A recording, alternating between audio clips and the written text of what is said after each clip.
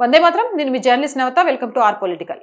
Yes Jaishankar గారు భారతదేశపు అత్యంత నికాసైన నిర్భయమైన విదేశాంగ మంత్రిగా ప్రపంచవ్యాప్తంగా అందరికీ సుపరిచితులే. కానీ భారతదేశం గర్వించదగ్గ మహావ్యూహకర్తలలో ఒకరైన ఆయన తండ్రి కె సుబ్రహ్మణ్యం గారి అద్భుతమైన వారసత్వం మరియు దేశానికి వారు చేసిన సేవలు ఎంతమందికి తెలుసు?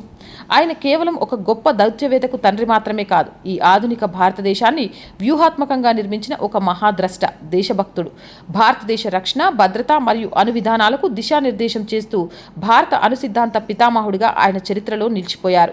తిరుచాపల్లిలో జన్మించిన ఆయన ఐఏఎస్ పరీక్షలో టాపర్గా నిలిచి 1951 బ్యాచ్లో చేరారు.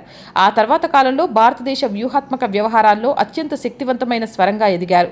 భారత రక్షణ రంగానికి దిక్సూచి అయిన ఆయన ప్రతిష్టాత్మక institute for defence studies and analysis వ్యవస్థాపక డైరెక్టర్గా సేవలందిస్తూ దేశంలో ఎంతో మంది రక్షణ రంగ నిపుణులను తీర్చిదిద్దారు. దేశం ఎదుర్కొన్న అత్యంత క్లిష్ట సమయాల్లో ఆయన మేధో సంపత్తే భారతదేశానికి మార్గదర్శిగా నిలిచింది. భారతదేశం అణుశక్తి దేశంగా ఎదగడానికి ఆయన బలమైన ప్రభావవంతమైన కార్యక్రమాలకు రూపకల్పన చేశారు. భారత అణువిధానానికి మూల స్తంభాలైన no first use, credible minimum deterrence సిద్ధాంతాల్ని ఆయనే రూపొందించారు. పోఖ్రాన్ 1, పోఖ్రాన్ 2 అణుపరీక్షల సమయంలో ఆయన పాత్ర ఎంతో కీలకమైనది. కార్గిల్ యుద్ధం తర్వాత ఏర్పడిన కార్గిల్ రివ్యూ కమిటీకి ఆయనే నేతృత్వం వహించారు. ఆయన ఇచ్చిన సిఫారసులే భారతదేశ రక్షణ, ఇంటెలిజెన్స్ వ్యవస్థలను సమూలంగా మార్చేసి దేశ సరిహద్దులను మరింత పటిష్టం చేశాయి. 1971లో బంగ్లాదేశ్ మానవీయ సంక్షోభం ఎదుర్కొంటున్నప్పుడు పాకిస్తాన్పై భారత్ తక్షణ చర్యలు తీసుకోవాలని అత్యంత గంభీరంగా గళమెత్తిన దీశాలి ఆయన. ఆయన ఎంతటి నిర్భయమైన నిజాయితీ గల వ్యక్తి అంటే, ఎంతటి శక్తివంతులనైనా ఎదురించి దేశ ప్రయోజనాల కోసం నిజాలు మాట్లాడడానికి ఎప్పుడూ వెనుకాడలేదు.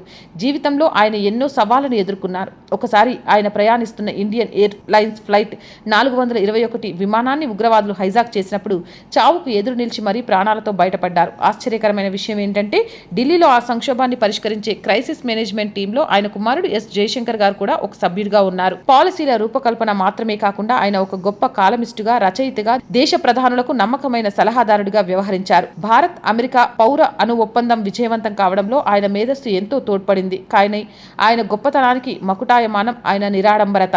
దేశం ఆయనకు అత్యున్నత పద్మభూషణ్ పురస్కారంతో గౌరవించాలని భావిస్తే ఆయన దానిని సున్నితంగా తిరస్కరించారు. సివిల్ సర్వెంట్లు, జర్నలిస్టులు ఎప్పుడు అవార్డుల కోసమో గౌరవాల కోసమో ప్రాకులాడకూడదని నమ్మిన అరుదైన నిబద్ధత ఆయనది.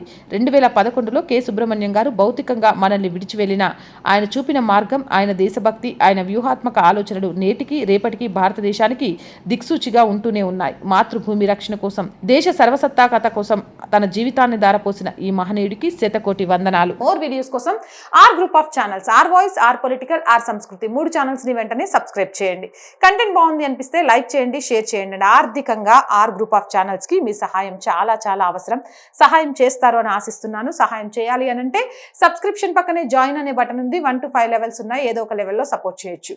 లేదా స్క్రీన్ మీద గూగుల్ పే, ఫోన్ పేతో పాటు అకౌంట్ డీటెయిల్స్ ఉన్నాయి. మీకు తోచిన సహాయాన్ని అందించండి.